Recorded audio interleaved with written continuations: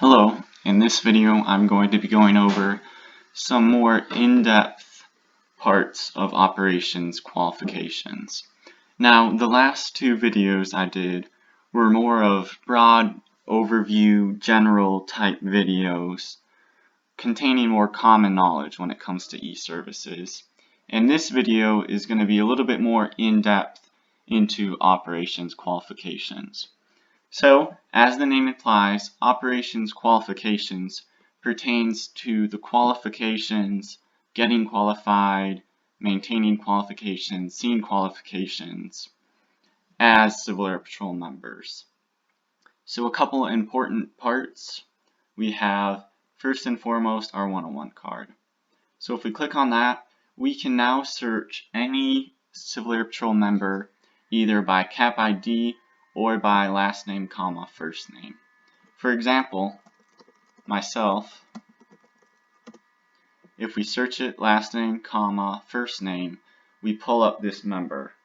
And so here you have the 101 card, and on this part we have some information such as rank, name, unit, cap ID, height, weight, eyes, hair, picture if they've added it, and then over here we have the qualifications that individual has.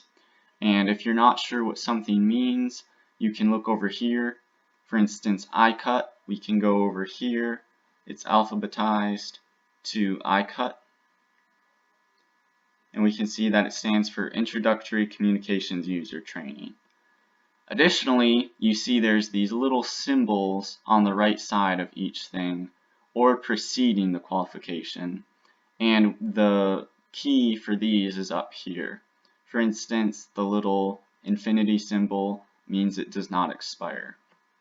So you can reference this over here and this up here to see what qualifications members have. And if they have an expiration date, that will be right here to the right of it. Now to get out of a member we searched, we click this little blue arrow and that pulls us out. Now I'll just demonstrate typing in a cap ID, clicking search. One other important feature of this is the little book here. If we click on the book, we can see some duty assignments, further training that don't necessarily show up on the 101 card, and probably most importantly, we have an email right here. So if you have a CAP friend that you met at an event or someone you don't know the email of, you can always use this feature to pull up their email. Right. So this is the overview of the 101 card. One more thing I wanted to address is a picture. Now you can print your card here if you need it for an event. You just click that and then it'll go through the printing instructions. Or if you want to upload a picture, you click this. Now, you can choose a file if you have a picture, but it's important to note that there are guidelines. So make sure you read these by clicking on the link. And it'll say things, must be a color picture, must have this background, all of these requirements to make sure it's a good picture that you've uploaded. So once you've taken a picture and it meets all of these requirements, you can upload it here and the commander needs to approve it and then it'll be approved. One other section in operations qualifications I wanted to go over are worksheets. Worksheets are where you enter in things you're trying to get qualified for. So for instance, if we hit Entry View Worksheet or Print Blank Worksheets, you're most likely going to go to Print Blank Worksheets. We can see what area it's in. Obviously, we only have emergency services. And then the achievement. Now, these are all the qualifications you can get on your 101 card.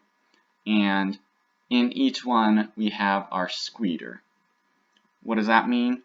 Well, for instance, Ground Team 3, something a lot of people work for right off the bat. If we click on it,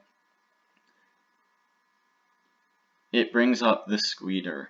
So these are all of the different tasks that you need to do to get the Ground Team 3 certification. And you can see you need a date completed, evaluator cap ID, etc. So if you need to bring a squeeder to an event, you can do that or search it on the internet.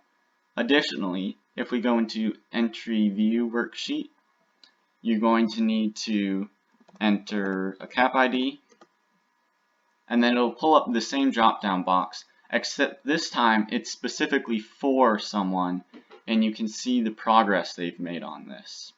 So again, referencing Ground Team 3, we can see there's all of these little boxes, and they're all gray because they've been completed, or green because they've been completed. But if you notice something that a member hasn't done, they'll be still gray but empty. Now there's prerequisites for every certification, commander approval, and then the actual tasks. So sample task for this one is select camera settings. And again, while that may be easy enough, you need to ensure you know what that is, and then you find someone qualified to approve you on this. And then once you have printed out a squeeder, learned whatever topic you're learning, and gone to someone who can, as we say, sign off, you'll go in here and enter the information you wrote down on the sheet, such as the date, the evaluator by cap ID, etc., etc. So that's a brief overview of operations qualifications. We have the 101 card, which gives you information about a person, a cadet or senior member. We have blank worksheets if you're working towards a qualification and you need that. And then view worksheet so you can enter in information and see where you're at. One last thing I wanted to say about the squeeders is that once you've completed something and you've filled in all of these boxes with the appropriate information, you'll need to click the submit button down here at the bottom. Once you do that, up here on the top right, it'll say pending, and you'll be waiting for your squadron, group, and wing approval. Now that can take a while, and even for the individual tasks, the evaluator who approved that will need to electronically approve that.